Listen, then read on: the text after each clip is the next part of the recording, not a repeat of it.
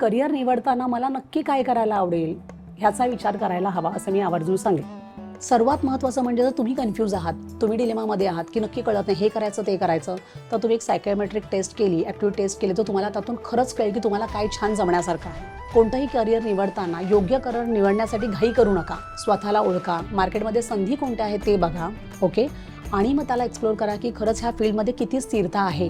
स्वतः त्या फील्डमध्ये काम करताना तुम्हाला मजा आली पाहिजे. जेव्हा तुम्हाला सेल्फ सॅटिस्फॅक्शन जे म्हणतो ते असेल तर तुम्ही कोणत्याही करिअरमध्ये नक्की सक्सेस व्हाल.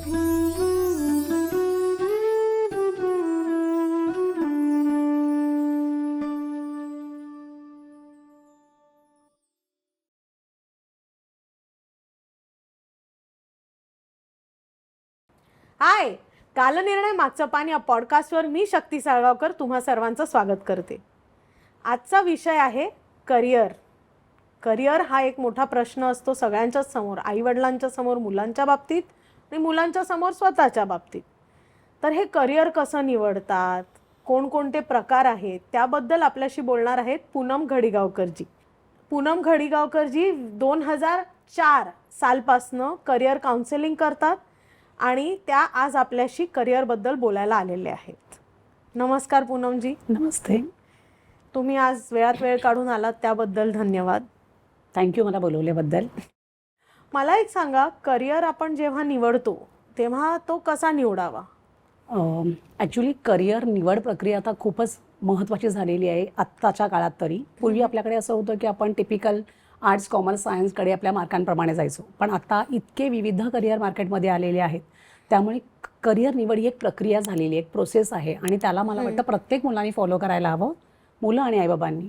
तर 10वी नंतर एक्झॅक्टली आपल्याला काय करायचं आहे, आपण कोणत्या क्षेत्रात जायचं आहे, कोणतं क्षेत्र निवडलं माझ्यासाठी बेस्ट असेल, ह्याची सगळी इन्फॉर्मेशन आत्तापासूनच गॅदर करणं, गोळा करणं. म्हणजे 10वी पासून किंवा आधीपासून म्हणजे 9th पासून पण घेऊ शकतो. हो. तर 10वी नंतर मला नक्की काय करायचं आहे, कोणकोणत्या शाखा आहेत त्याची माहिती गोळा करायला हवी. त्याचबरोबर मला बेस्ट काय जमणार आहे, मला कोणत्या क्षेत्रात जायचं आहे, कोणत्या क्षेत्रात गेल्यावर मला आनंद मिळेल, ह्या सगळ्या गोष्टींचा विचार करणं आवश्यक आहे. सो आमच्याकडे जेव्हा मुलं येतात ती 10वी नंतर शक्यतो येतात की 10वी 12वी नंतर पुढे काय करायचं. बरोबर. तर 10वी नंतरच पहिला महत्त्वाचा टप्पा 10वी नंतर असतो की तुम्ही कोणत्या स्ट्रीममध्ये जाणार आहात. समजा मला अशी मुलं येतात की त्यांना क्लिअर असतं की मला पुढे जाऊन टेक्निकल फील्डमध्येच जायचं आहे, तर आम्ही त्यांना सजेस्ट करतो की PCM घ्या किंवा सायन्सलाच जाणं आवश्यक आहे. किंवा एखाद्या विद्यार्थी म्हणतो की मला मेडिसिनला जायचं आहे, डॉक्टर व्हायचं आहे, तर त्यांना PCB घेणं आवश्यक आहे. ओके, तर आत्ता पूर्वीसारखं राहिलेलं नाही की फक्त मी PCMB घेतलं आणि बऱ्याच शाखा आपल्याला मिळतात, म्हणजे बरेच ऑप्शन्स आपल्याला मिळतात आहेत. तर आता इक्वल आहे. म्हणजे पूर्वी असं होतं की सायन्स म्हटलं की बरेच ऑप्शन्स असायचे, आता तसं नाही राहिलंय. आता आपण कोणत्याही स्ट्रीमला गेलो तरी अनेक ऑप्शन्स आपल्यासाठी उपलब्ध आहेत. त्यामुळे करिअर निवडताना मला नक्की काय करायला आवडेल ह्याचा विचार करायला हवा असं मी आवर्जून सांगेन. पण याच्यात मला इकिगाई या कॉन्सेप्टकडे जावंसं वाटतं की आपल्याला पॅशन ज्याबद्दल आहे, ज्यातनं आपण पैसे कमवू शकतो आणि ज्याला सोसायटीत काहीतरी व्हॅल्यू आहे, याचा जो समतोल असतो ते म्हणजे तुमचा इकिगाई, राईट? तर मी पॅशनेट आहे एखाद्या गोष्टीबद्दल, मला सिनेमा पाहायची पॅशन आहे, पण ते काय करिअर होऊ शकतं का? होऊ शकतं, पण प्रॅक्टिकॅलिटी वर्सेस पॅशन हा एक नेहमी मुलांच्या मनात, काय अनेक माझ्या ओळखीच्या 40 वर्षांच्या लोकांच्या मनात सुद्धा हे द्वंद्व सुरू असतं. तर तो समतोल कसा साधायचा? हो, असे बरेच करिअर आहेत. प्रत्येक मुलांना वाटतं की मला ह्या गोष्टीमध्ये आवड आहे, मला हे करायला खूप आवडतं आणि हे माझं पॅशन आहे आणि ह्यातच मला काहीतरी करायचं आहे. नक्कीच बऱ्याचदा करिअर निवड प्रक्रियेमध्ये मी हे सांगते मुलांना की तुम्हाला काय आवडतं ते तर महत्त्वाचं आहेच, ते फार महत्त्वाचं आहे. मला काय करायला आवडतं, पण त्याचबरोबर तुमच्यामध्ये त्या क्षमता आहेत का? ओके, म्हणजे माझ्यामध्ये कोणत्या क्षमता आहेत ते बघायला हवं. त्याचबरोबर तुमचं व्यक्तिमत्व त्याला साजेसं आहे का? म्हणजे तुम्ही एखादं पॅशन म्हणताय, पण त्याचबरोबर तुमच्यामध्ये ह्या क्षमता जर असतील तर तुम्ही पुढे जाऊन त्या रिलेटेड त्या क्षेत्राबद्दल आनंद मिळवू शकता. तुमच्यामध्ये क्षमता असणं फार महत्त्वाचं आहे, नुसती आवड असून चालत नाही. सो तुम्हाला एखादी गोष्ट आवडते, पॅशन आहे, तर त्याच पॅशनसाठी जर तुम्ही प्रॅक्टिकली पुढे जाऊन, आपण सगळेच पूर्वी असं होतं शिक्षण घेण्यासाठी की फक्त नॉलेज गॅदर करायचं होतं, राईट. आत्ता प्रॅक्टिकल विचार केला तर नॉलेज बरोबर मला पैसाही हवा आहे, मला चांगलं स्केल हवं आहे. म्हणजे माझ्याकडे येणारे बरेच विद्यार्थी असे म्हणतात की मॅडम ऐसा करियर बताओ की जिसमें बहुत कमा सकू. ओके, सो पॅशन बरोबर तुम्ही प्रॅक्टिकलचा विचार सुद्धा करायला हवा. अगदी एक उदाहरण देऊ शकते मी की एखाद्या विद्यार्थ्याला हिस्ट्री हा विषय फार आवडतो, हां खूप आवडतो, हिस्ट्रीबद्दल नॉलेज घ्यायला, इन्फॉर्मेशन वाचायला आवडतं, त्या रिलेटेड मूवी बघायला आवडतात. पण हे तुमचं पॅशन झालं. प्रॅक्टिकलमध्ये तुम्ही विचार करा की तुम्ही जो विषय निवडताय कोणताही असो, त्या विषया रिलेटेड मार्केटमध्ये किती संधी आहेत, प्रॅक्टिकली त्याच्यामध्ये मी जॉब करू शकतो का, करिअर करू शकते की नाही. ओके, प्रॅक्टिकली विचार करा की त्या विषयाच्या ज्या संधी आहेत त्या आपण राहतो त्या शहरामध्ये किंवा आपण ज्या राहतो त्या देशामध्ये किती अवेलेबल आहेत. मार्केटमध्ये पुढे जाऊन मला काही त्रास होणार नाही ना, माझ्या रिलेटेड पॅशनला स्टॅबिलिटी आहे की नाही, हे सगळं बघणं आवश्यक आहे. पण जर माझं एखाद्या क्षेत्रात पॅशन आहे आणि मला ते फारच आवडतं आहे, मग तुम्ही त्याला प्रोफेशनमध्ये कन्वर्ट करण्याचा प्रयत्न करा. ते शक्य आहे. ते शक्य आहे. समजा एक उदाहरण दिलं की मला ड्रॉइंग हे आवडतं, पण मग ड्रॉइंगमध्ये कोणकोणते ऑप्शन्स आहेत तुम्हाला त्याचा विचार करायला हवा. मग तो विचार करताना की खरं मी एखादा कोर्स करणार आहे ड्रॉइंग रिलेटेड, मग त्याला मार्केटमध्ये किती व्हॅल्यू आहे, त्याच्यामधून मला किती इन्कम सोर्स आहे. बरं मला ड्रॉइंग आवडतंय पण त्यामध्येही फरक आहे. एक आहे की रेफरन्स ड्रॉइंग आहे, एक इमॅजिनेशन ड्रॉइंग आहे. तर तुम्ही स्वतःला हे तुम्ही फक्त कॉपी करून ड्रॉइंग करताय का, की तुमच्या कल्पनाशक्तीचा वापर करताय. त्यामुळे जे पॅशन म्हणता तर त्यासाठी तुम्हाला स्वतःला चेक करायला हवं.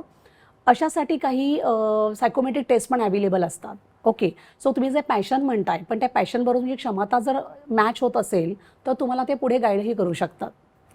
पण या सायकोमेट्रिक ज्या टेस्ट तुम्ही म्हणता त्या कशा प्रकारच्या असतात आणि त्या कुठे घेतल्या जातात? बऱ्याच काउन्सिलिंग सेंटरमध्ये सायकोमेट्रिक टेस्ट घेतल्या जातात. त्याच्यामध्ये ॲप्टिट्यूड म्हणजे क्षमता, अभिक्षमता बघितली जाते.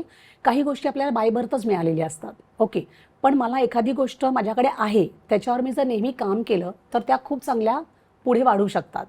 त्यामुळे तुमची अभिक्षमता, तुमचं व्यक्तिमत्व, परत तुमचं सर्वसामान्य बुद्धिक्षमता, तुमचा कल कुठे आहे म्हणजे इंटरेस्ट कुठे आहे, हे सगळं त्या अभिक्षता चाचणीत बघितलं जातं. पूर्वी फक्त ऑफलाईन टेस्ट असायच्या म्हणजे विद्यार्थी आणि सायकोलॉजी समोर असायचे, आता ऑनलाईन सुद्धा आहेत. ओके, तर बऱ्याच काउन्सिलिंग सेंटरमध्ये जिथे चांगलं काउन्सिलिंग त्यांना उत्तम मार्ग मिळेल अशा काउन्सिलिंग सेंटरमध्ये जाऊन त्यांनी सायकोमेट्रिक टेस्ट केली तर त्यांना खूप फायदा होईल. कारण की मी अशा काही लोकांना पाहिलेलं आहे, माझ्याकडे येतात पालक की मी लॉयर आहे, अगदीच 2-3 दिवसापूर्वीचीच गोष्ट आहे. काउन्सिलिंग करताना बाबाचं सगळं सेट आहे लॉचं आणि त्यांची इच्छा होती की मुलाने पण लॉज करावं, पण मुलाला इंटरेस्ट डिझायनिंगमध्येच होता.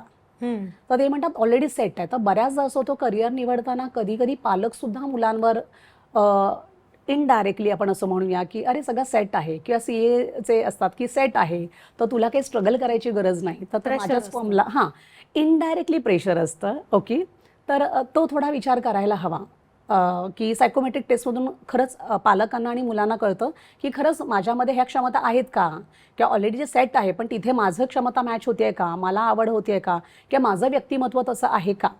तर हे फार महत्त्वाचं आहे. हे तुम्ही खूप छान म्हणालात की एक प्रकारचं प्रेशर असतं आईवडिलांकडनं, ते इनडायरेक्ट असतं, पण आजकाल डायरेक्ट प्रेशर पण खूप आहे. पहिली गोष्ट म्हणजे 10वी आणि 12वीचे मार्क म्हणजे 100% सुद्धा लोकांना मिळत आहेत, त्यात नवल नाही. आणि मला कॉलेजमध्ये ॲडमिशन मिळेल का, या सगळ्या प्रेशरमध्ये असताना एक योग्य डिसिजन घेणं सहज शक्य आहे का?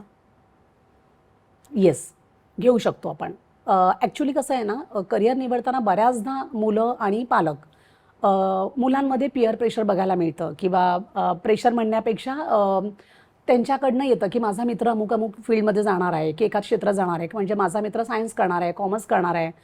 तर असं इनडायरेक्टली प्रेशर पण मुलांना असतं. ओके, त्याचबरोबर पालकांकडनं पण असतं. पण तुम्ही जे टक्के जे म्हणताय, आता जे टक्के मिळतात त्यामध्ये कसं असतं की 10वीला स्वतः मूल 10वीचं पहिलं बोर्ड असल्यामुळे स्वतः खूप अभ्यास करतात.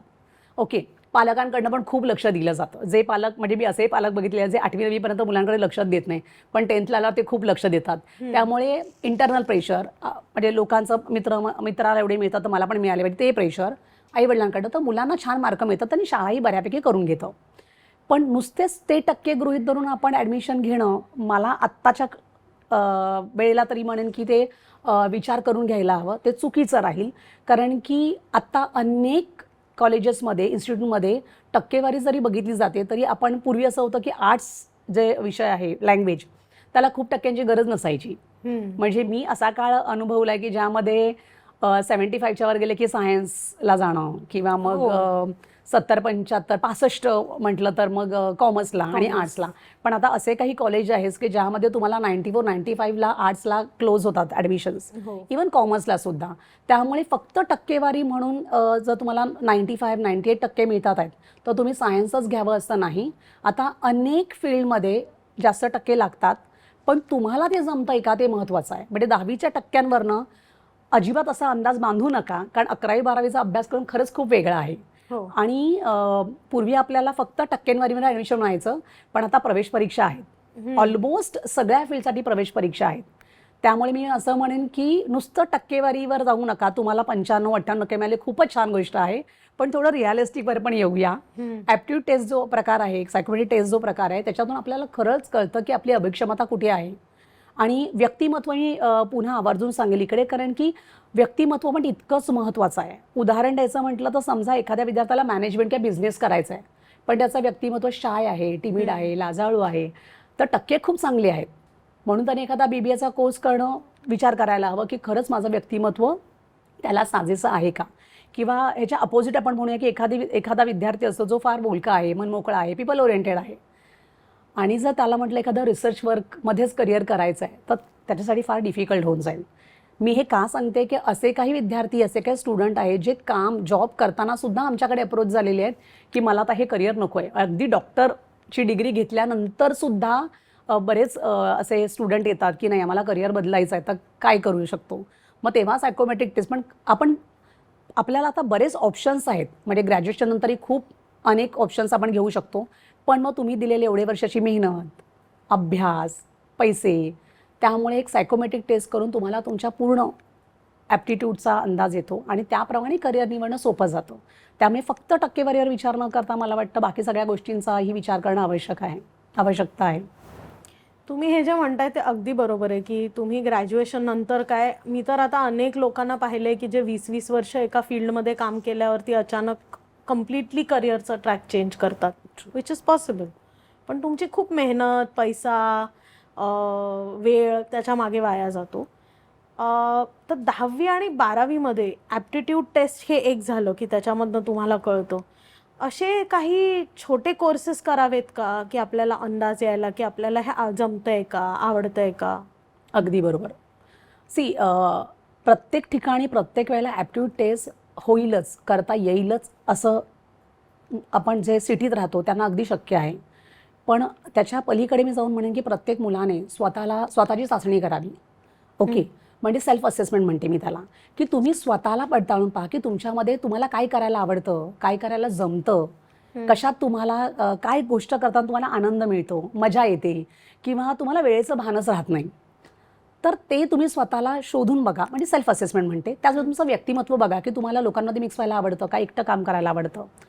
हे सगळं पाहणं फार गरजेचं आहे आणि त्याच्यानंतर मग तुम्हाला पुढे जाता येतं काहीही करण्यासाठी. सो सेल्फ असेसमेंट केल्यानंतर मी असं म्हणेन की आत्ता आमच्याकडे सुद्धा ऑफिसमध्ये सुद्धा 12वी नंतर बरेच जण इंटर्नशिप किंवा प्रॅक्टिकल ट्रेनिंग घेण्यासाठी येतात. आणि आत्ता तर म्हणेन की ते मस्ट झालेलं आहे, आवश्यक आहे. कारण आपण एखादी फील्ड निवडतो त्यामुळे पालकही, त्यांनाही कल्पना नसते फार सगळ्याच फील्डची, मुलांनाही इतकं जाणीव नसते, ते फक्त सायन्स, आर्ट्स, कॉमर्स करतात. पण पुढे जाऊन अनेक ऑप्शन्स आहेत, त्या ऑप्शन्ससाठी मला ते खरं सुटेबल आहे का. म्हणजे समजा एखाद्या विद्यार्थ्याला आर्ट्समध्ये आहे आणि त्याला सायकोलॉजी हा विषय घेतला आहे, पण पुढे जाऊन त्याला खरंच त्यामध्ये काम करायला आवडेल की नाही, जमेल की नाही. तर इंटर्नशिप केल्यावर तुम्हाला कळतं की हा विषय मला आवडतो की नाही. कारण थिअरीमध्ये सगळेच विषय आपल्याला करावे लागतात आणि आपण करतो, पण थिअरी आणि प्रॅक्टिकलमध्ये खूप फरक आहे. हो, म्हणजे जर माझं क्षेत्र बघितलं, मला खूप लोकांशी बोलावं लागतं, सलग बोलावं लागतं, पटकन मला रिझनिंग ॲबिलिटीचा वापर करावा लागतो, प्रॉब्लेम सॉल्विंग ॲबिलिटीचा वापर करावा लागतो, व्हर्बल कम्युनिकेशन खूप लागतं. मग अशा वेळेला ॲक्च्युली प्रॅक्टिकल नॉलेज किंवा इंटर्नशिप म्हणतो ते घेतल्यावर मुलांना कळतं की अरे मी जे करतोय ते योग्य आहे, मला जमतंय. आणि त्यानंतर पुढचे ऑप्शन्स घेणं की त्यामध्ये डिग्री घेणं खूप सोपं होतं. हे खूप छान तुम्ही सांगितलं की इंटर्नशिप केल्यावर तुम्हाला प्रॅक्टिकल त्याची बाजू कळते. पण ह्यात करिअर काउन्सिलिंगचा रोल कुठे येतो? म्हणजे ॲप्टिट्यूड टेस्ट घेतली, 4-5 इंटर्नशिप्स केल्या. आता करिअर काउन्सेलिंग मला काय मदत करतं नेमकं? मोठी मदत करतं मी असं म्हणेन. माझ्याकडे पालक आणि मुलं येतात आणि असं होतं की एखाद्या मुलाला एखादी गोष्ट करायची आहे, त्याने ठरवल्या. अगदी उदाहरण देते, पायलट व्हायचं आहे. हां, पण त्यासाठी लागणारा खर्च, त्यासाठी सगळं लागणारे लायसन्स, त्यासाठी लागणारं शिक्षण, त्यात लागणारे ॲप्टिट्यूड, हे खरंच मॅच होतं आहे का? फक्त मला जायचं आहे किंवा एखादं फील्ड मला आवडतं. अजून एक फील्ड सांगू शकते, नेव्ही. नेव्हीमधले काही मुलं म्हणतात की युनिफॉर्म किती छान दिसतो, किती मस्त वाटतं, राईट? कबूल आहे. पण त्यासाठी सायन्स घ्यावं लागतं. तर तुमची क्षमता सायन्सची आहे का? तर हे मुलांना मी पटवून देतो, पण थ्रू सायंटिफिकली. ओके, मुलं पालकांचं ऐकत नाहीत किंवा पालकाने मुलांना नीट समजावून सांगता येत नाही. पण आपण एक सायंटिफिकली रिपोर्ट जो असतो सायकोमेट्रिक टेस्टचा, त्याच्या आधारावर आपण मुलांना एक्सप्लेन करतो की तुझ्यामध्ये ह्या क्षमता आहेत, हे ॲप्टिट्यूड आहेत, आणि आपण त्याला नाही म्हणत नाही.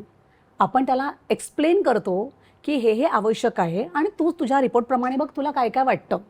त्याचबरोबर तू जे ठरवतोयस ते फक्त एक ऑप्शन झालं. ओके, सो प्लॅन ए, बी आणि सी मी ऑलवेज मुलांना तयार ठेवायला सांगते. म्हणजे असं एखादं करिअर करायला हवं किंवा एखादं शिक्षण घ्यायला हवं, एखादी डिग्री घ्यायला हवी की त्यानंतर तुम्हाला अनेक वाटा असतील. कारण आता जे आपण सध्या पाहतोय, कोविड येऊन गेला किंवा आता जे काही चालू आहे, तर AI. त्यामध्ये AI आहे किंवा त्यामध्ये जे आहे की खूप करिअर जे आहे ते मध्येच थांबले जातात. त्याची स्थिरता कमी असते. किंवा कोणीतरी सांगितलं, ऐकलं, एखादा मूवी बघून मुलं अगदी त्यांना वाटतं आणि मला हेच करायचं आहे. तर त्यासाठी आपण सायंटिफिकली मुलांना एक्सप्लेन करतो की तुम्हाला बेस्ट काय जमणार आहे. समजा एखादा मुलगा म्हणाला की मला इंजिनिअरिंगला जायचं आहे, पण त्याच्या रिपोर्टमध्ये त्याचं फिजिक्स किंवा मेकॅनिकल ॲबिलिटी किंवा मॅथमॅटिकल ॲबिलिटी, न्यूमेरिकल ॲबिलिटी कमी दिसते, पण त्याला इंजिनिअरिंग करायचं आहे, राईट? मग त्याच्यासाठी आपण त्याला पर्याय देतो की हे तर आहे, त्याचं डिफिकल्टी लेवल काय आहे, तुला कुठे सोपं जाईल. पण हे नाही, मग दुसरा ऑप्शन आहे की आपण सॉफ्टवेअरकडे पण वळू शकतो. सो बी नाही जमणार तर आपल्याला सॉफ्टवेअरकडे वळता येईल, म्हणजे डिग्री घेता येईल, BSc वगैरे करता येईल. त्याच्याही खाली आपल्याला डिप्लोमास करता येतील, त्याच्याही खाली आपल्याला काही टेक्निकल स्किल बेस करता येईल. सो प्रत्येक मुलाचा बुद्ध्यांक आणि ॲप्टिट्यूडप्रमाणे आपण त्याला अनेक ऑप्शन्स देतो, राईट? ओके. तेच एखादी व्यक्ती म्हणजे पालक ज्यांना ह्याचं खूप नॉलेज नाही आहे, ऑफकोर्स सगळ्या पालकांना सगळ्याच करिअरचं नॉलेज नसतं, पण त्यावेळेला करिअर काउन्सलर इथे त्यांना मदत करू शकतो की plan A, B, C, D सुद्धा आपल्याला अप्लाय करता येईल, हे नाही तर हे करता येईल. राईट. पण आता आपण मगाशी AI-चा आपण उल्लेख केला. करिअर्स बदललेली आहेत. 20 वर्षापूर्वी जी करिअर्स होती ती आज म्हणजे ती नष्ट झालेली आहेत ऑलमोस्ट, काही जिथे मशीन्सनी रिप्लेस केलेलं आहे. आता AIच्या काळामध्ये इमर्जिंग करिअर्स काय आहेत आणि तुमचा एक करिअर काउन्सिलर म्हणून AI बद्दल काय दृष्टिकोन आहे? सध्या AI सगळीकडे पसरलेला आहे आणि आपण अनुभवतो बऱ्याच ठिकाणी फरक पडलेला आहे. अगदी ऑलमोस्ट सगळ्या ठिकाणी आपल्याला दिसतं की AIचा पगडा भारी पडला आहे तिथे. पण त्याबरोबर असे अनेक करिअर आहेत जिथे तुम्हाला तुमची क्रिएटिव्हिटी वापरता येईल. ओके, म्हणजे AI आहे किंवा मशीन लर्निंग आहे, पण त्याचबरोबर सायबर सिक्युरिटी आहे किंवा त्याचबरोबर आपण म्हणू की कंटेंट रायटर म्हणतो, स्क्रिप्ट रायटर म्हणतो, फिल्म मेकिंग आहे, इव्हेंट मॅनेजमेंट आहे. असे वेगळे करिअर पण आहेत की. लॉ हे किती सुंदर करिअर असतात सध्या तरी. हो. तर त्यामध्ये असे बरेच ऑप्शन्स आहेत. मग प्रत्येक फील्डला मीडिया रिलेटेड सुद्धा, जर्नालिझम आहे, ॲडव्हर्टायझिंग आहे, ॲनिमेशन तर चालूच आहे. ओके, तो प्रत्येक फील्डला थोडा तरी फरक AIचा नक्कीच पडला आहे. पण नुसतं AIला ब्लेम न करता आपण आपलं स्किल अजून छान डेव्हलप करू शकतो. सो जे तुम्हाला आवडतं त्यामध्ये अजून एक्स्ट्रा नॉलेज घेणं, कोर्स करणं, प्रॅक्टिकल ट्रेनिंग घेणं, स्वतःचे स्किल डेव्हलप करणं आणि मग त्या वेगवेगळ्या क्षेत्रामध्ये तुम्ही जाऊ शकता. सो फक्त AI आणि मशीन लर्निंगला गृहीत न धरता त्याच्या पलीकडे अजून खूप ऑप्शन्स आहेत. तर त्याचा विचार मुलं करू शकतात. आता मला एक सांगा की मुलांना ॲप्टिट्यूड टेस्ट घ्यायची आहे, याच्या आधी स्वतःचे स्ट्रेंथ्स आणि इंटरेस्ट आयडेंटिफाय करण्यासाठी तुम्ही काही प्रॅक्टिकल टिप्स देऊ शकता का? नक्कीच. आतापर्यंत आपण कोणत्या विषयात जास्त चांगले मार्क मिळवतो किंवा कोणता विषय मला करायला आवडतं. बऱ्याचदा असं होतं की अरे हा एकच विषय घेऊन काय बसलायस, असं आई बाबा सांगतात मुलांना की फक्त हिस्ट्रीच का घेतलं आहे, फक्त मॅथ्सच का घेतलं आहे, फक्त एखादं लँग्वेज रिलेटेडच का ऑप्शन आहे. तर त्यातून आपल्याला कळतं पालकांना मुलांना की अरे मला हा विषय जास्त आवडतो. तो मुलं हे सेल्फ असेसमेंट करू शकतात. त्याचबरोबर मी असं म्हणेन की आपल्याला आपलं जे अकॅडमिक सुरू असतं त्यावेळेला आपल्याला कळतं की आपल्याला कशात जास्त सर्टिफिकेट्स मिळालेली आहेत. हो. ओके. आणि टीचर्स किंवा आपले रिलेटिव्स किंवा आपले घरातली व्यक्ती आपल्याला हे तू करा, तुला छान जमतं. हम्म, आपल्याला कोणत्या गोष्टीबद्दल शाबासकी मिळालेली आहे, बरोबर. कोणता विषय केल्यावर लोक आपल्याला अप्रिशिएट करतात. तर हे सगळं आपल्याला सेल्फ असेसमेंट आपलं होऊन Right. जातं. ओके. तर हे सगळं आपण स्वतःची पडताळणी हळूहळू करतच असतो. तर त्या अनुषंगाने मुलं हा विचार करू शकतात की मला नक्की काय आवडतंय आणि मला कशामध्ये जास्त काम करायला आवडेल. आपण AI बद्दल बोललो, तर इमर्जिंग करिअर्स बद्दल थोडंसं सांगा ना. AI is very common factor now. AI बरोबर मशीन लर्निंग पण आहे. त्याचबरोबर आपल्याला बरेच गोष्टी अशा वेगवेगळ्या आहेत ज्या टेक्नॉलॉजीमध्येच येतात. म्हणजे सायबर सिक्युरिटी आता खूप मोठं काम करतं. त्यामध्ये डिझायनिंग अजून वेगळे ऑप्शन्स आहेत. डिझायनिंगमध्ये आपण क्रिएटिव्हिटी फील्ड पण म्हणू शकतो. म्हणजे फक्त आपण AIचं लक्षात न घेता जे मुलं क्रिएटिव्ह आहेत तर ते designing, animation, UI UX designing असे किंवा डिजिटल मार्केटिंग किंवा ग्राफिक डिझायनिंग असे ऑप्शन्सचा विचार करू शकतो आपण. त्याचबरोबर लॉच्या खूप फील्ड्स आहेत. म्हणजे कॉर्पोरेट लॉ आहे किंवा टॅक्स लॉ आहे, असे अनेक लॉचे फील्ड आहेत. ते सुद्धा आता खूप चांगले करिअरमध्ये आपल्याला मिळू शकतं. स्पेशलायझेशन. स्पेशलायझेशन खूप छान मिळू शकतात. त्याचबरोबर इन्व्हायरमेंटल सायन्स आहे, बायोटेक्नॉलॉजी आहे. तर असे काही करिअर्स आहेत ज्याच्यामध्ये आपल्याला खूप छान स्कोप आहे. म्हणजे फक्त एक गोष्ट आपण त्याचाच गृहीत धरू शकत नाही, पण त्याच्या पलीकडे अनेक गोष्टी आहेत. जसं की जर्नलिझम आहे, मास मीडिया आहे, मास कम्युनिकेशन आहे, असे अनेक फील्ड आहेत. वेडिंग प्लॅनर आता मस्त चाललेलं आहे, इव्हेंट मॅनेजमेंट आहेत, तर जिथे खरंच याच्या पलीकडे आपण जाऊन काम करू शकतो. तर असे खूप इमर्जिंग करिअर्स आहेत ज्याच्याबद्दल मुलं विचार करू शकतात. पण आपल्याकडे एक एक समीकरण मला पाहायला मिळतं बऱ्याच जणांचं की ती इंजिनिअरिंगला जातात आहेत किंवा IT करतात आहेत किंवा मेडिकल फील्डला जातात आहेत.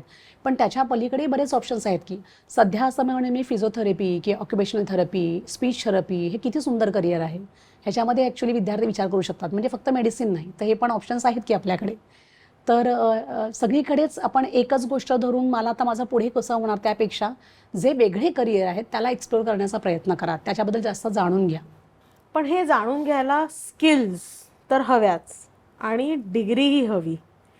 तर आजच्या काळात स्किल जास्ती महत्त्वाचं आहे की डिग्री जास्ती महत्त्वाची आहे? दोन्हीही दोन्हीही महत्त्वाचं आहे. कारण की आपल्याला बेसिक नॉलेज जे मिळतं की आपलं थिअरी नॉलेज जे मिळतं ते डिग्री आपल्याला देतं. तर डिग्रीशिवाय पर्यायच नाही. डिग्री करायलाच हवी. पण डिग्रीबरोबर आपल्याला स्किलवर पण काम करता आलंच पाहिजे. नुसतं डिग्री घेऊन तुम्ही जर मार्केटला उतराल जॉबसाठी तर तुम्हाला नाहीच्या बरोबर उत्तरं मिळतील. पण डिग्रीबरोबर जसं मी मगाशी इंटर्नशिपचा विषय काढला, तर डिग्रीबरोबर तुम्हाला स्किल डेव्हलप करता आलं पाहिजे. मग तुम्ही ज्या कोणत्याही विषयाची डिग्री घेता त्यासाठी तुम्ही इंटर्नशिप करणं, स्किल डेव्हलप करणं महत्त्वाचं आहे. आत्ता आपल्याकडे ना विविध कोर्सेस आहेत जे ऑफलाईन पण आहेत आणि ऑनलाईनसुद्धा आहेत. जर तुम्ही ते विविध कोर्स जे छोटे छोटे कोर्स आहेत जे काही आठवड्यांचे असतात, काही महिन्यांचे असतात, काही वर्षांचे असतात, तसे जर कोर्स साईड बाय साईड करत राहिलात तर तुम्हाला तुमच्या डिग्रीबरोबर तुमचं CV म्हणतो बायोडेटामध्येचं वेटेज वाढेल. रिझ्युमे मस्त तुमचा त्यांचा स्ट्रॉंग होईल. त्यामुळे तुम्ही ज्या डिग्री घेता डिग्रीबरोबर तुम्हाला स्किल डेव्हलप करता आलं पाहिजे. आता बऱ्याच कोर्सेसबरोबर ना इंटर्नशिप, प्रॅक्टिकल ट्रेनिंग दिलं जातं. खूप ठिकाणी कंपल्सरी नाही आहे, पण काही ठिकाणी खरंच कंपल्सरी तुम्हाला काही तास भरावे लागतात. तर तुमच्या डिग्रीबरोबर तुम्ही अमुक तास जर भरलेले असतील, त्याचा अभ्यास केला असेल तर तुमच्या स्किल डेव्हलप केलं जातं. स्किल डेव्हलपमेंटला फायदा असा असतो की जेव्हा तुम्ही प्रत्यक्षात जॉबला उतरता तेव्हा तुमच्याकडे ऑलरेडी नॉलेज असतं. हो. तुमचं स्किल डेव्हलपमेंट जे स्किल करतो आपण एखादं स्किल शिकतो त्याबद्दलचं किंवा इंटर्नशिप करतो, प्रॅक्टिकल ट्रेनिंग होतो डिग्री करताच, त्याचबरोबर तुम्हाला खूप साऱ्या गोष्टी कळतात. म्हणजे तुम्हाला टीमवर्क करता येतं. आपण डायरेक्ट जर ग्रॅज्युएशन डिग्री घेऊन बाहेर पडलो, म्हणजे जर आपण थोडं पाठी गेलो, म्हणजे मी माझं स्वतःचं सांगितलं तर जेव्हा मी डिग्री मास्टर्स घेऊन बाहेर पडले तेव्हा मला काहीच माहिती नव्हतं. कारण theory is a different part आणि practical is a different part. Okay. Theory नॉलेजने आपला बेसिक खूप चांगला होतो. ओके. पण प्रॅक्टिकल इज खूप डिफरंट असतं, खूप वेगळं असतं. जसं की मीडिया फील्ड आहे ज्यामध्ये थिअरी इज डिफरंट, पण प्रॅक्टिकल कॅमेरा हे सगळ्या गोष्टी वेगळ्या असतात. त्यामुळे तुम्हाला मी असं सांगेन की तुम्हाला स्किल डेव्हलप करता आलं पाहिजे. आणि स्किल डेव्हलप करताना आपण खूप गोष्टींचा अभ्यास कळत नकळत करत असतो. तुम्हाला संवाद कौशल्य वाढतं. ओके. तुम्हाला ॲडजस्टमेंट लेवल तुम्ही खूप चांगलं शिकता. ग्रुपमध्ये काम करायला शिकता. तुमच्या स्वतःमध्ये पर्सनॅलिटीमध्ये खूप बदल होतो. त्यामुळे डिग्रीबरोबर स्किल करणं मी म्हणेन ही काळाची गरज आहे. त्यामुळे कधीही कोणत्याही मुलांनी डिग्री करता स्किलवर लक्ष द्यायला हवं. म्हणजे काही ठिकाणी पेड इंटर्नशिप पण असतात स्किल डेव्हलपमेंटसाठी. काही ठिकाणी ते फक्त आपण स्टुडंट जाऊन अभ्यास फक्त तिथे फक्त काही तास बसू शकतो. पण ते नुसतं जरी बसलं, ऑब्झर्वेशन जरी केलं तरी आपल्याला खूप गोष्टी कळतात. त्याचबरोबर सर्वात महत्त्वाचं म्हणजे मी जो कोणता कोर्स करते खरंच त्या फील्डमध्ये मला हे करायचं आहे आणि मला ते जमणार आहे की नाही हे सुद्धा आपल्याला कळतं. त्यामुळे खूप पैसे आपण एखाद्या कोर्ससाठी आईबाबा खर्च करतात, मुलंही जातात आणि नंतर कळतं की अरे मला तर हे जमतच नाही आहे. एक उदाहरण देईन, मी एका कॉलेजमध्ये ॲज अ काउन्सिलर काम करत होते आणि तिथे एक विद्यार्थी आला होता आणि त्याच्या बहिणीबद्दल तो सांगत होता की त्याच्या बहिणीला बाबांची इच्छा होती की तिने फिजिओथेरपी करावं आणि नीट वगैरे एक्झाम काही विशेष मार्क नव्हते, पण बाबांची इच्छा होती की तिने फिजिओथेरपी करावं म्हणून त्यांनी तिला जबरदस्ती कॉलेजला ॲडमिशन घेतलं आणि खूप डीम युनिव्हर्सिटीमध्ये खूप फीज होती. त्या मुलीला ते जमतच नव्हतं कारण तिला माहितीच नव्हतं की त्यामध्ये एक्झॅक्टली काय आहे. मी बऱ्याचदा मुलांना सांगते की तुम्ही जी ही पिढी आहे जी खूप लकी पिढी आहे, त्यामुळे तुम्ही नेटवर खूप इन्फॉर्मेशन गॅदर करू शकता, यूट्यूब चॅनलवर खूपशा गोष्टी बघू शकतात की तुम्ही एखादा फील्ड निवडताय, प्लॅन करताय, त्याचा सिलेबस गो थ्रू करा. सिलेबसमध्ये काय आहे, तुम्हाला ते सिलेबसपासून त्या विषयाबद्दल आनंद वाटतोय का, मजा वाटते का, क्युरियासिटी वाटते का की हे मी करायला हवं. तर त्यासाठी तुम्हाला ते स्किल डेव्हलप करण्यासाठी जे मी म्हणते त्याचबरोबर तुम्ही थोडंसं नॉलेज काम केलं, इन्फॉर्मेशन गॅदर केली आणि नेटचा उपयोग करून घेतला तर तुम्हाला एखादं गोष्ट करताना, एखादं शिक्षण घेताना त्याचं प्रॅक्टिकल ट्रेनिंग जर मिळत असेल तर खूप छान आणि ते घ्यावं असं मला वाटतं सगळ्याच मुलांनी. आणि पालकांनी त्यासाठी जर एखादा पैसा लागत असेल, पेड इंटर्नशिप असेल तर ती पण करून घ्यावी. हे तर तुम्ही माझा म्हणजे पुढचा प्रश्न तोच होता की अनेक मुलं कॉलेजमधनं ड्रॉपआउट होतात. आपल्याला मार्क झकरबर्ग वगैरे अशा बिल गेट्स वगैरे यांची उदाहरणं असतात की आम्ही कॉलेजमध्ये गेलोच नाही आणि आम्ही सक्सेसफुल बिझनेसेस बिल्ड केले. तर अनेक मुलं कॉलेज सोडून पुढचं त्यांची वाटचाल जी असते ती प्रॅक्टिकल एज्युकेशननी घेतात. हे कितपत महत्त्वाचं की ह्याच्यात संभाव्य धोके काय आहेत? Okay, I agree. बरीच मुलं उदाहरणं देतात आणि पालकही कंप्लेंट्स करतात, पण सगळीकडे हे नाही चालू होत. ओके, त्यांच्याकडे काहीतरी वेगळं स्किल होतं, ॲप्टिट्यूड होतं आणि त्यामुळे त्यांना जरी अकॅडेमिक्स एवढं महत्त्वाचं नाही वाटलं तरी स्किलच्या बेसवर त्यांनी काम केलं. पण आत्ता म्हणजे काही ठिकाणी डिग्री महत्त्वाचीच आहे. जसं की टीचिंग फील्डला डिग्री लागणारच आहे, लॉला डिग्री लागणारच आहे, मेडिसिनला डिग्री लागणारच आहे. ओके, तर तुम्हाला डिग्री करायलाच हवी. पण जेव्हा तुम्ही म्हणता की मी कॉलेज सोडून किंवा एखादं प्रॉपर शिक्षण सोडून एखादं स्किल बेस जरी करायचं म्हटलं तर करू शकता. पण आपण जिथे राहतो तिथे डिग्रीला फार महत्त्व आहे. छोटे मोठे कोर्स नक्की करा. आपल्याकडे बऱ्याच ठिकाणी म्हणजे बऱ्याच कॉलेजमध्ये एक बॅचलर इन व्होकेशनल कोर्सेस चालतात ज्याच्यामध्ये थिअरी कमी असतं आणि प्रॅक्टिकलचा भर जास्त असतो. तर असे काही कोर्स करून बघा ज्यामध्ये तुम्हाला डिग्री पण मिळते आणि व्होकेशनल पण होऊन जातं. तुम्ही जे कोर्सेस करताय ते UGC अप्रूव्ड आहेत का, AICTE अप्रूव्ड आहेत का, ते फार महत्त्वाचं आहे.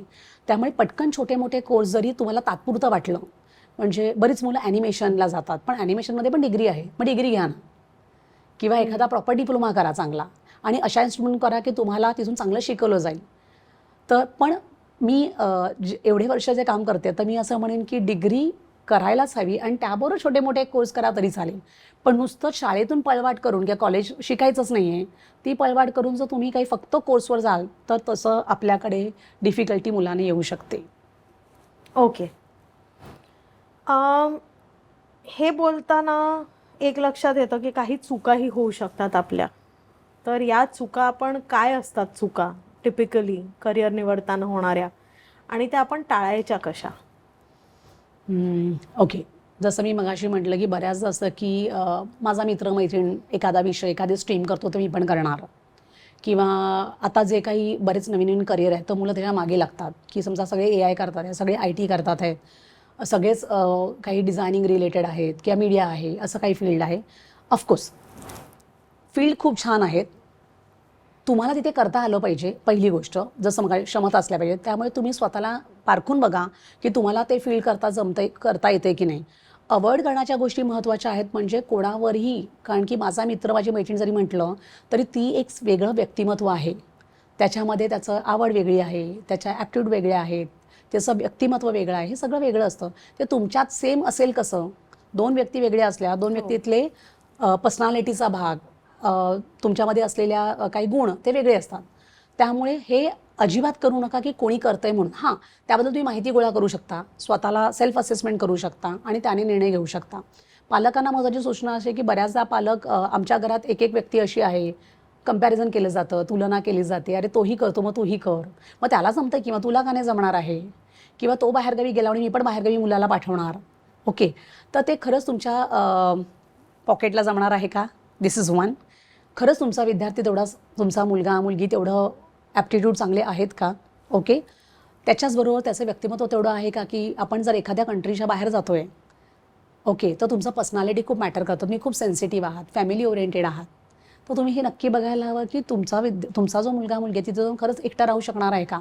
माझ्याकडे काउन्सिलिंग अशा बऱ्याच केसेस येतात की मुलीला तिथे पाठवलेलं आहे आणि मग त्यांना तिथे त्रास होतो, लोकांशी जुळवून घेता येत नाही, वातावरणाशी जुळवून घेता येत नाही, मग त्यामुळे त्यांना इथे परत यावं लागतं. पण त्यामध्ये मुलांना खूप त्रास होतो, मला काही जमलंच नाही असं वाटतं, पालकही ऑफकोर्स. मग ह्यासाठी सगळ्यासाठी आपण ह्या चुका टाळायला हव्यात एखादं करिअर निवडताना, की पहिल्यांदा आपल्याला काय जमणार आहे हे बघायला हवं. सर्वात महत्त्वाचं म्हणजे जर तुम्ही कन्फ्यूज आहात, तुम्ही डिलेमामध्ये आहात की नक्की कळत नाही हे करायचं ते करायचं, तर तुम्ही एक सायकोमेट्रिक टेस्ट केली, ॲप्टिट्यूड टेस्ट केली, तर तुम्हाला त्यातून खरंच कळेल की तुम्हाला काय छान जमण्यासारखं आहे. जेव्हा तुम्ही गोंधळत असता किंवा शुअर नसता, तर त्यावेळेला कोणातरी एक योग्य व्यक्तीचा सल्ला घेणं आवश्यक आहे. कोणतंही करिअर निवडताना योग्य करिअर निवडण्यासाठी घाई करू नका. स्वतःला ओळखा, मार्केटमध्ये संधी कोणत्या आहेत ते बघा, ओके, आणि मग त्याला एक्सप्लोर करा की खरंच ह्या फील्डमध्ये किती स्थिरता आहे, पुढे जाऊन फ्युचरमध्ये त्याला खरंच किती मागणी असणार आहे, मी पुढे जाऊन किती राहू शकतो ह्या फील्डमध्ये. कारण की करिअर हे अशी गोष्ट आहे की जिथे आपण फक्त शिक्षण घेत नाही, फक्त ग्रॅज्युएशनपर्यंत लिमिटेड नाही किंवा मास्टरपर्यंत लिमिटेड नाही, आपण त्या क्षेत्रामध्ये पुढचे 35-40 वर्ष काम करणार आहोत. मग जे क्षेत्र आपण निवडतोय त्या क्षेत्रामध्ये जर तुम्हाला आवड नसेल किंवा ते जमणारं नसेल तुमच्या अभिक्षमताला, तर त्याचा खूप त्रास होऊ शकतो. म्हणजे आय ऑलवेज बिलीव्ह दॅट की तुम्ही स्वतः त्या फील्डमध्ये काम करताना तुम्हाला मजा आली पाहिजे. जेव्हा तुम्हाला सेल्फ सॅटिस्फॅक्शन जे म्हणतो ते असेल, तर तुम्ही कोणत्याही करिअरमध्ये नक्की सक्सेस व्हाल. येस, तुमच्या सगळ्या गप्पांमधनं मला हे लक्षात येत आहे की आनंद शोधणं हे फार महत्त्वाचं आहे आणि दुसरा करतो म्हणून आपण ते केलं असं करून चालायचं नाही. आजकाल बरेचसे लोक नॉन स्ट्रीम करिअर्सबद्दल बोलतात, तर ही नॉन स्ट्रीम करिअर्स म्हणजे नेमकी काय आणि ती कशी असतात आणि त्यात ऑप्शन्स काय आहेत सगळ्यांसमोर? नॉन स्ट्रीम म्हणजे की फक्त एखाद्या स्ट्रीमला बांधील नाही आहे ते करिअर. म्हणजे सायन्स रिलेटेड काही ऑप्शन्स आहेत, कॉमर्स रिलेटेड काही आहेत किंवा आर्ट्स रिलेटेड काही आहेत, पण असे अनेक ऑप्शन्स आहेत की ज्याला एका पर्टिक्युलर स्ट्रीमची गरज लागत नाही, शाखेची गरज लागत नाही. ओके, मग आपण असे करिअरचा विचार केला तर डिझायनिंग हे असं करिअर आहे ज्यामध्ये खूप छान डिझायनिंग आता आहे. मग असे म्हटल्याप्रमाणे ग्राफिक आहे किंवा डिजिटल मार्केटिंग आहे, ॲनिमेशन आहे, इंटेरियर डिझायनिंग आहे, फॅशन डिझायनिंग आहे. जर तुमचं ड्रॉइंग खूप चांगलं असेल तर कमर्शियल आर्ट आहे, फाईन आर्ट आहे, किंवा त्याच्या पलीकडे जर आपण विचार केला थोडा वेगळा इव्हेंट मॅनेजमेंट आहे. जो तुमच्यामध्ये व्यक्तिमत्व खूप चांगलं असेल, बोलकं असेल, तर इव्हेंट मॅनेजमेंट, वेडिंग प्लॅनर, जे ऑबिट कोर्सेस आहे तिथे करता येईल तुम्हाला. किंवा मी असं म्हणेन की law is a wonderful option nowadays. Okay, त्यामध्ये तुम्हाला छान करिअर करता येईल लॉमध्ये. किंवा टीचिंग, ज्याला कोणत्याही स्ट्रीमची गरज लागत नाही. किंवा मॅनेजमेंट आहे, BBA आहे, BMS आहे किंवा MBA म्हणू आपण त्याला, की त्याला अशी टिपिकल स्ट्रीमची गरज लागत नाही. तर असे अनेक करिअर आहे ज्याचा आपण विचार करू शकतो. ट्रॅव्हल अँड टुरिझम आहे किंवा हॉस्पिटॅलिटी आहे. तर असे खूप करिअर आहेत की ज्यामध्ये आपल्याला नाही गरज. Social work is one of the very good हे, तिथे आपल्याला जाता येतं. सो असे अनेक करिअर आहेत ज्यामध्ये स्ट्रीमला बांधून नाही येत आपण. म्हणजे 12वी नंतर समजा मी सायन्स घेतलं आहे आणि मला कळलं की मला फिजिक्स, केमिस्ट्री, मॅथ्स खूप डिफिकल्ट जातं आहे किंवा बायोलॉजी खूप डिफिकल्ट जातं आहे. मला मेडिसिनला मी प्लॅन केला होता की मला नीट एक्झाम देऊन मेडिसिनला जायचं आहे, पण समजा मला नीट नाही जमत आहे की मला मेडिसिन नको करायचं असं वाटतं आहे, की जे मी प्रॅक्टिकली लोकांकडनं ऐकलं की अरे एवढा तास अभ्यास करायचा आहे, एवढं काम करायचं आहे, हे मला जमणार नाही आहे, पण मला वेगळं काहीतरी करायचं आहे. बऱ्याचदा ना 10वी नंतर मुलंच कन्फ्यूज असतात, त्यांना खूपशा वेळेला माहिती नसतं. एखादं स्ट्रीम जर तुमच्या रिलेटेड नसेल, त्या स्ट्रीमच्या पलीकडे जाऊन जर तुम्हाला काय करायचं ते ऑप्शन खूप आहेत. So management, media, law, wonderful option हे मुलं करू शकतात मला असं वाटतं. Very nice. मला एक सांगा, तुम्ही म्हणालात तसं 10वी आणि 12वी मध्ये आपण खूप वयाने लहान असतो, आपल्याला समजूत नसते आणि आपण आई म्हणाली म्हणून हे करू, म्हणजे मी केलेलं आहे, माझ्या मैत्रिणींनी खूप केलंय, मित्रांनी खूप केलंय. आणि नंतर एक म्हणजे आता माझे काही मित्र आहेत जे 3-4 वर्ष कॉर्पोरेटमध्ये काम केल्यावरती मला ही मजुरी नको म्हणून सोडून ॲडव्हर्टायझिंगमध्ये गेले आहेत. किंवा ॲडव्हर्टायझिंगमधले मित्र आहेत ते सगळं सोडून फिल्म मेकिंगच्या मागे धावले आहेत किंवा कमर्शियल आर्टिस्ट झाले आहेत किंवा बेसिकली फाईन आर्टिस्ट झाले आहेत. तर तुमच्याकडे अशा केसेस येतात का की अनेक वर्ष एका करिअरमध्ये घालवल्यानंतर मला काहीतरी बदलायचं आहे, मला काहीतरी मोठा बदल करायचा आहे, असे काही केसेस येतात का? अनेकदा येतात. म्हणजे MBA केलेलं आहे, छान कॉर्पोरेटमध्ये MNC कंपनीमध्ये काम केलं आहे, पैसेही चांगले मिळतात आहेत, पण कुठेतरी मनशांती नाही आहे. जसं मी मगाशी म्हटलं की एक सेल्फ सॅटिस्फॅक्शन किंवा आनंद म्हणतो आपल्याला त्याला, तो मिळत नसतो. मग असे बऱ्याचदा असतात की नाही, किंवा मार्केटिंग क्षेत्रात पगार तर खूप आहे, पगार छान मिळतो आहे, पण एंड ऑफ द डे मजा वाटत नाही. रोज सकाळी उठा, परत जा, ते चक्र चालू असतं की आता परत जाऊन एवढं काम करायचं आहे, परत कोणाला तरी आपल्याला तोंड द्यायचं आहे. हो. मग अशा वेळेला वय महत्त्वाचं असतं, कारण काही ठिकाणी तुम्हाला वयाची मर्यादा असते. पण मग अशा एका टिपिकल ह्याच्यावर आल्यावर पॉईंटला तुम्हाला असं वाटतं की मला वेगळं काहीतरी करायचं आहे, तर अशा लोकांसाठी पण ॲप्टिट्यूड टेस्ट असतात, जे ॲडल्ट ॲप्टिट्यूड टेस्ट म्हणतो आपण त्याला, काय सायकोमेट्रिक टेस्ट म्हणतो, ते पण करू शकतो. आणि त्यातून मग अजून कोणते ऑप्शन्स आहेत जे आपण त्या स्टुडंटबरोबर, एका व्यक्तीबरोबर डिस्कस करू शकतो. तर असे अनेक केसेस येतात जे मेडिसिन करूनही नको आता, मग ते सोशल वर्क करायचं आहे, किंवा आमच्याकडे येणारा वर्ग जास्त करून की खूप दिवस अमुक केलं आहे, पण आता सायकोलॉजीमध्ये इंटरेस्ट वाटतो आहे. तर असे खूप जणं असतात की ज्यांना सुरुवातीला कळत नाही, पण जसं असं ते काम करतात आणि काही वर्ष काम केलं त्यांना कळतं. कधी कधी असं होतं की पैसे कमवणं गरज असते, फॅमिली आपल्यावर अवलंबून असते, स्वतःला असतात, पण एका सर्टन एजनंतर आपल्याला वळता येतं. तर असे काही छोटे छोटे कोर्सेस आहेत जे करून ते स्वतःला त्याचं स्किल डेव्हलप करू शकतात आणि त्या रिलेटेड काम करू शकतात. पण तुम्हाला जो आधी पगार मिळतोय तो मिळेलच याची शाश्वती नसते. त्यामुळे आपल्याकडे आत्ता हे खूप छान साधन आहे की काउन्सिलिंग सेटअप आपल्याकडे आहे, करिअर काउन्सलर्स आपल्याकडे आहेत. आपण बघतो की मीडियावर खूप ठिकाणी आपल्याला करिअर काउन्सिलिंगचे काही गोष्टी ऐकायला मिळतात. न्यूजपेपरमध्ये बऱ्याचशा गोष्टी येतात. तर थोडंसं ते पालकांनी आणि मुलांनी आत्तापासूनच एक्सप्लोअर करायला हवं. So don't wait for 10th and 12th. Yes. जेव्हा तुमचं मूल मोठं होतं आहे तेव्हा तुम्हाला तुमच्या मुलांमध्ये काय काय गोष्टी आहेत ते ऑब्झर्वेशन पालकांपेक्षा दुसरं कोणी छान करू शकत नाही. तर लहानपणापासूनच पालकांनी बघायला हवं की आपल्या मुलाला काय छान जमतं आहे, आणि मग त्याप्रमाणे मुलाशी बोलून प्रेमात म्हणजे मी म्हणे सुसंवाद साधायला हवा की अरे तुला तर हे मी छान करताना बघते की हे तुला छान जमतं आहे, तर हे करायला आपण विचार करू शकतो का, मग त्या रिलेटेड आपण इन्फॉर्मेशन गॅदर करूया. तर मुलांवर बळजबरी किंवा आपल्याला माहिती असतं की मार्केटमध्ये ह्याला पैसे खूप आहेत, पण मुलाला काहीतरी वेगळंच हवं असतं. मग अशा वेळेला त्याच्यावर काही नियम न लादता किंवा त्याच्यावर प्रेशर न करता, रागावून दमटवून न करता एक छान गप्पा मारून मुलांबरोबर आपण एक करिअरची निवड करायला मदत करू शकतो. आता करिअर निवडण्याबद्दल तुम्ही आम्हाला खूप सांगितलं आणि छान सांगितलं. करिअर काउन्सिलर कसा निवडायचा? मस्त प्रश्न आहे. बेसिकली करिअर काउन्सलर निवडताना महत्त्वाचं असं आहे की त्या व्यक्तीने, जी कोणी व्यक्ती आहे करिअर काउन्सलर, तर त्याचं क्वालिफिकेशन बघणं आवश्यक आहे. कोणती डिग्री आहे का, ओके, नॉट डिप्लोमा, डिग्री, एखादी छान डिग्री असणं आवश्यक आहे. त्याचबरोबर मी असं म्हणेन की त्यांना किती वर्षाचा अनुभव आहे. ओके, बऱ्याच असं होतं की आपण फक्त एज वाईज जातो, असं नाही. तरुण जे करिअर काउन्सलर ते पण खूप छान असतात, कारण माहिती गोळा किती आहे, आणि फक्त करिअर ऑप्शन्स न देता ती व्यक्ती बाकीच्या सगळ्या पैलूंचा विचार करते का. जसं मी मगाशी म्हटलं की व्यक्तिमत्व फार महत्त्वाचा रोल प्ले करतं, ओके, किंवा अभिक्षमता करतं. नुसतंच छान बुद्धी आहे म्हणून चालत नाही, पण त्याबरोबर तुम्हाला बाकीच्या गोष्टींचा विचार करून एक सायंटिफिकली निर्णय दिला जातोय का, हे बघणं आवश्यक आहे. त्यामुळे तुम्ही कोणत्या काउन्सलरकडे जाताय ते फार महत्त्वाचं आहे, कोणत्या इन्स्टिट्यूटमध्ये जाते ते महत्त्वाचं आहे. काही काउन्सलरकडनं तुम्हाला जी इन्फॉर्मेशन मिळते तुम्ही स्वतःही बघू शकता. म्हणजे अगदीच एखादी व्यक्तीने सांगितलं म्हणून त्याच दृष्टीने न जाता जी तुम्हाला माहिती मिळालेली आहे त्या काउन्सलरकडून, तर ती माहिती तुम्ही स्वतःही पडताळून पहा. आपल्याकडे विविध माध्यमं आहेत ती पडताळून पाहण्यासाठी, तर त्या माध्यमातून पडताळून पहा आणि मग त्या निर्णयाला जा. मी असं म्हणेन, कोणतंच चूक आणि बरोबर असं नसतं, फक्त त्या व्यक्तीचा अनुभव आणि ती व्यक्ती देणारी इन्फॉर्मेशन, माहिती ती कशी आहे, कोणत्या बेसवर दिली जाते हे बघणं महत्त्वाचं आहे. मुंबईतल्या मुंबईत किंवा महाराष्ट्रामध्ये किंवा आपल्या ऑल ओव्हर भारतामध्ये बरेच करिअर काउन्सलर्स आहेत, पण त्याबरोबर एक ओव्हरसीज काउन्सिलिंगसुद्धा प्रकार असतो. ओके, म्हणजे मी सांगेन की मी फक्त भारतातल्या मुलांचं काउन्सिलिंग करणं मला जमतं छान असं मी म्हणेन, कारण ओव्हरसीज किंवा अब्रॉडला जर एखाद्या मुलाला, विद्यार्थ्याला पाठवायचं असेल तर त्याचे वेगळे काउन्सलर्स असतात. ओके, तर मग आपण त्या काउन्सलरला वेगळं भेटू शकतो. त्यामुळे तुम्हाला नक्की कुठे जायचं आहे, 12वीनंतर तुम्हाला बाहेरगावी जायचं आहे की तुम्हाला इंडियामध्येच राहायचं आहे, ओके, त्याप्रमाणे काउन्सलरची तुम्हाला निवड करता येईल. थँक्यू. तुम्ही हे सगळं इतकं छान आणि सोपं करून सांगितलं, त्याबद्दल धन्यवाद. आणि तुम्ही इथे वेळात वेळ काढून आलात म्हणून तुम्हाला एक भेट द्यायची आहे. आपले गिफ्टिंग पार्टनर पूनमजी आहेत साजिरी सण आणि समारंभ, त्यांच्याकडनं ही छोटीशी भेट. थँक्यू. आणि कालनिर्णयतर्फे ही एक भेट तुमच्यासाठी. कायम लक्षात राहील. हाऊ डिड यू लाईक, म्हणजे तुम्हाला पॉडकास्टवर येऊन कसं काय वाटलं?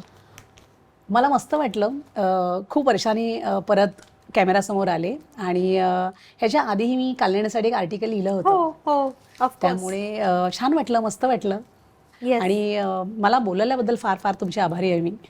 थँक्यू तुम्ही आलात त्याबद्दल. आजचा एपिसोड कसा वाटला हे कॉमेंट करून कळवायला विसरू नका. आवडलाच असेल तर लाईक करा, शेअर करा आणि अशाच अनेक इंटरेस्टिंग गप्पा ऐकण्यासाठी कालनिर्णयच्या यूट्यूब चॅनलला सबस्क्राईब करायला विसरू नका. आपले कॉस्ट्यूम पार्टनर्स आहेत साजिरी सारीज अँड बियॉन्ड. आपली भेट पुढच्या एपिसोडमध्ये होणारच आहे, पण तोपर्यंत नमस्कार.